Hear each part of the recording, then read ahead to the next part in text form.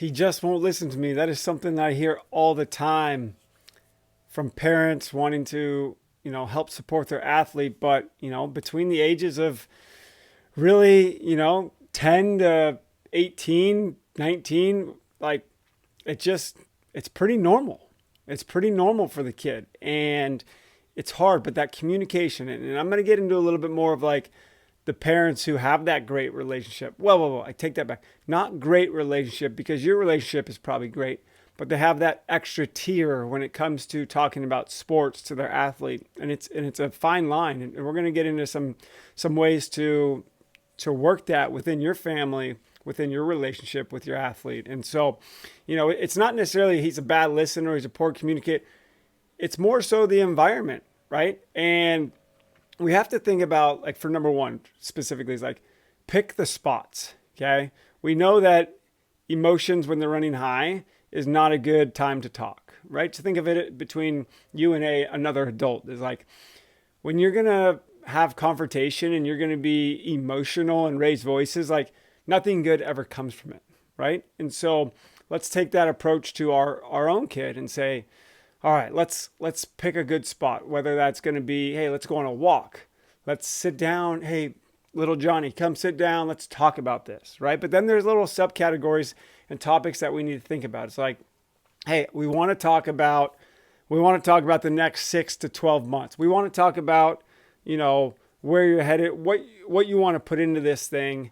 But there has to be some boundaries, right? Like, we're not going to be emotional. And as a parent, we can't necessarily question them, right? For them to get defensive, because that's going to happen, right? They're thinking that, oh, my parents want to sit down with me and talk with me. I must be in trouble, right? That's how a kid triggers this conversation. And so find the best spot for your son, whether it's on a walk, a late night heart to heart, at a dinner, but just preface some boundaries before you start to talk to it. Okay.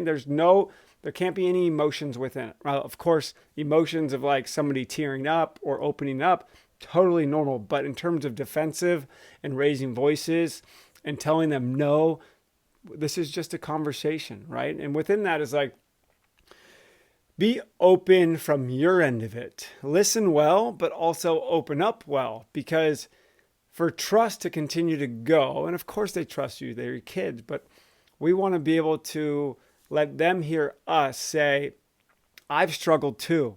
I've gone through something hard also. When I had success, this is what I thought about, and this is my story.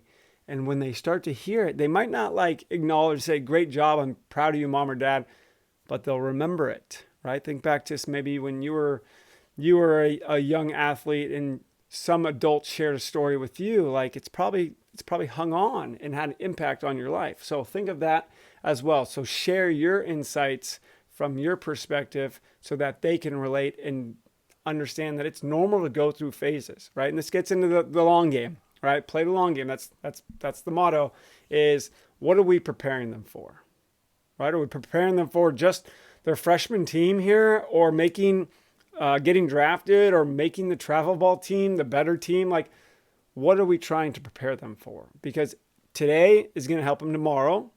Tomorrow is going to help them next day, this week to next month, month to year, year to year, all the way until until they become a parent and they have to teach it to their own kids.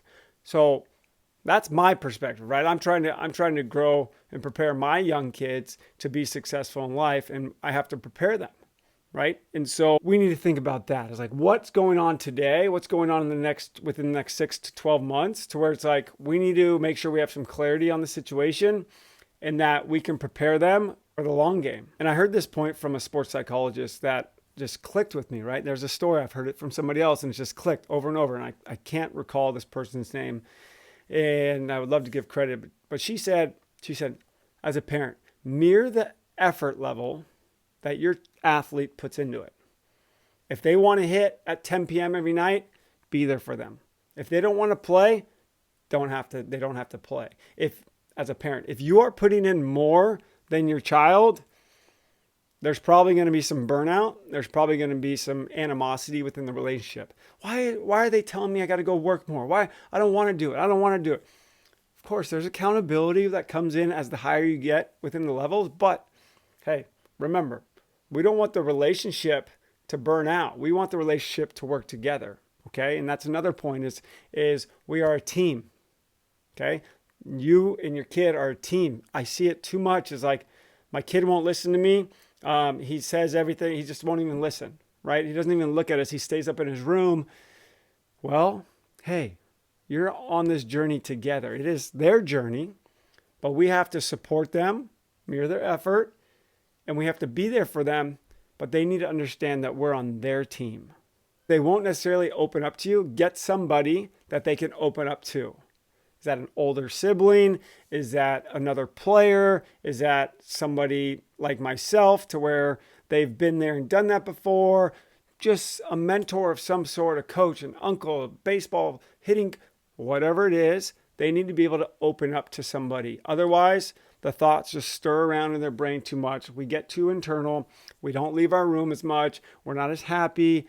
They have to be able to communicate. They have to be able to write things down, right? That's a reason why I have right here the Hitter's Journey Journal, is that some athletes just need to write, get it out of their head and onto paper so it becomes more clear. A big one, watch your response and reaction. Okay, let's think about that on the playing field. Is your son or daughter goes out and hits a home run. How are you acting? Strike out. How are you acting? When you're at home and your kid's in the room or the family room and you and your spouse are talking, or other parents are talking about the game or talking about the coach in a negative way, typically has more here than a positive way, but a negative way, or they're talking about little Timmy who already got the scholarship, he's not very good. They hear and see everything. What you do and say, they will go do and say. I've seen it at the college level. I've seen it with the players I work with now. Is like, parents, we wonder where the athlete gets it from. It's the parent or their inner circle.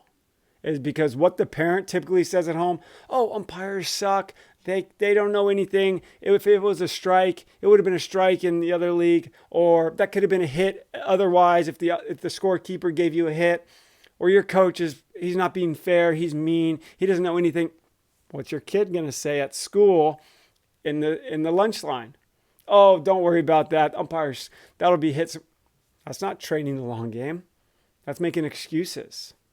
Right? That's not being a good teammate. That's culture killer. So think about everything you say and do is going to be echoed by your own player. The tone, the reactions, the body language, the message, all of that. All right? And to end here is like, we have to create awareness and clarity.